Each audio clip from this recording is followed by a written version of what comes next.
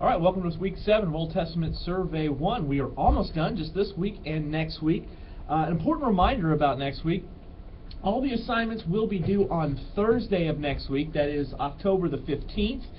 They'll be due by midnight, so make sure that you are making plans to have everything done by Thursday. This week you have a discussion board, you have a paper, and you have a guided reading. We're going to be looking at Kings and Chronicles, and comparing and contrasting the way Kings and Chronicles presents the history of Israel. The idea here is that Chronicles is in the scripture, and it covers basically the same material, the same time period, the same people that Kings does, and actually Samuel as well, because it does get into the reign of David, but it does it from a certain, just a slightly different perspective. And so what you're going to be doing is you're going to be looking at these different perspectives and what is Chronicles doing that Kings doesn't do, and vice versa.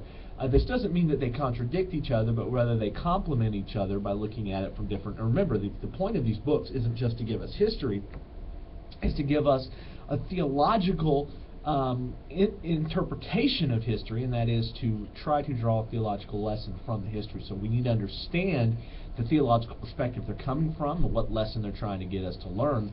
And that can account for their different perspectives. Different perspectives on the same events doesn't mean that they're contradictory, but rather they are being viewed through a different lens. And speaking of lenses, we will be you'll be looking at the reign of Solomon as a test case to demonstrate your understanding of how the kings of Israel were to be judged. Looking at Deuteronomy 17 as the I guess if you want to say the constitutional establishment of the kingship there, his constitutional responsibility. So evaluate the kingship of Solomon from the perspective of Deuteronomy 17. This is a good test case because it demonstrates that the kings of Israel had a standard to which they were held, and you need to evaluate whether or not Solomon held to that standard.